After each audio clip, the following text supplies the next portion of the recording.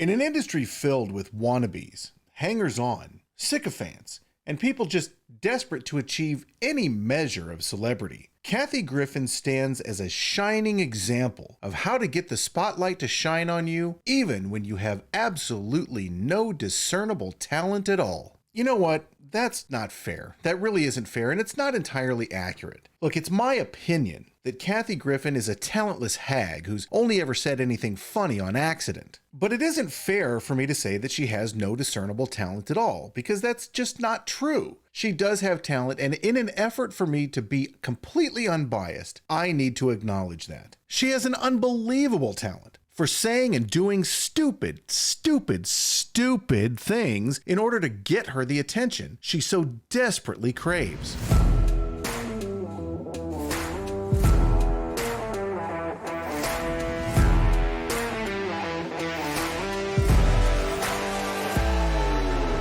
This is JP with Political Pop Culture, and this is my take. Can you imagine being so desperate for attention that you would do virtually anything, say virtually anything, in order to get that attention? I can't. I mean, it's just not who I am. But in my life, I have known people who were so desperate for attention, whether good or bad, that they would do anything they could think of to get it. Let me give one quick example, bear with me. Growing up, there was a young kid in the neighborhood who lived up the street from me. He was one of 6 children. He was the second from the youngest. His father was incredibly successful in his field. And his mother was incredibly popular in the neighborhood. She was a stay-at-home mom. All the kids loved her. All the parents loved her. She was just that mom, you know? And this kid, I'll call him Steve, was just not particularly special.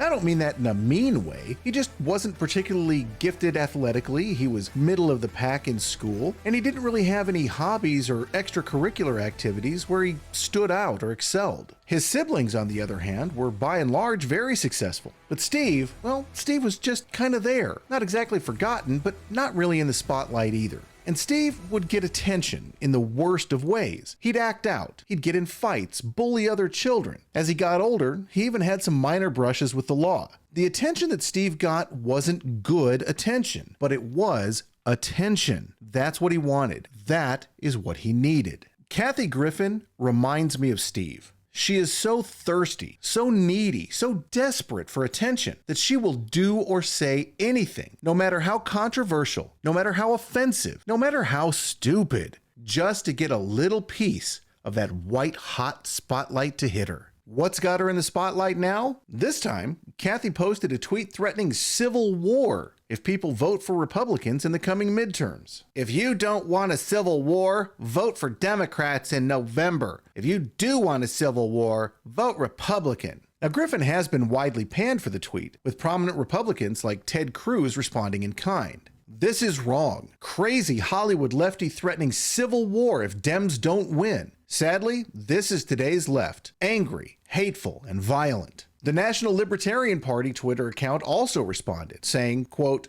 translation, if my political party doesn't enslave the rest of the country to our will, there will be civil war. It speaks volumes that Kathy doesn't seem to acknowledge peaceful alternatives, like national divorce. Now, it wasn't just politicians and political parties taking umbrage with Griffin's words. Vote for us or there will be civil war is a very bad way of saying you're the peaceful, not at all fascist party. And she is literally threatening you to vote for her team. Now, I do have a theory on this moronic tweet by Griffin, but before I get into that, let me give a little background on this sick, desperate woman. This is not the first time that Kathy Griffin has deliberately used controversy to beg for relevance and attention. In 2017, you'll probably remember she posed for a series of images holding what appeared to be the bloody, decapitated head of then-President Donald Trump. She was widely criticized by people on both sides of the aisle, but of course, the criticism didn't matter to Kathy. Attention is attention, and when you're desperate for any piece of the spotlight, even negative attention will do.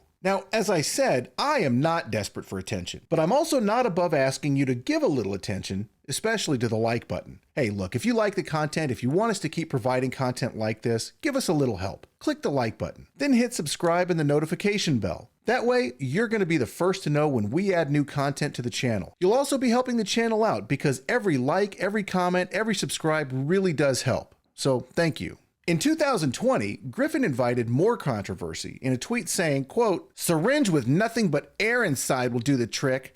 F Trump." Once again, she was called out for her blatant, hateful, and violent words, defiantly responding, "I sure did F her. Hashtag Trump lied, people died." When the Washington Examiner mentioned her advocating for someone to, quote, "stab Donald Trump with a syringe full of air." When a deputy news editor of the Washington Times posted that Twitter was looking into whether Griffin's post violated their violent threats policy, Griffin lashed out at him, saying, quote, "Go F yourself. Do you want to tussle with me, you effing amateur? Hashtag 100,000 dead." The bottom line is that Kathy Griffin comes across as unhinged at best and mentally deficient and potentially violent at worst. She is an agitator who lashes out at whomever she thinks will give her the biggest attention return for her effort. And here I am, giving her exactly what she wants. Well, to hell with it. That's my job, I guess.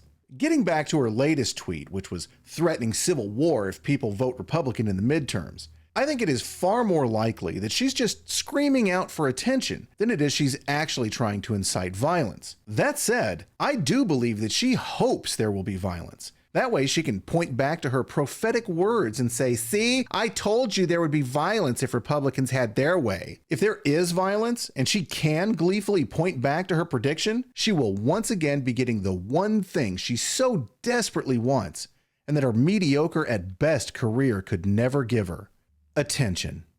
That's my take. What's your take? You can let me know your take in the comments below. You can also let me know your take by joining the cult at Pol Pop Cult on Facebook, Twitter, Instagram, Rumble, and Truth Social. Thank you for listening.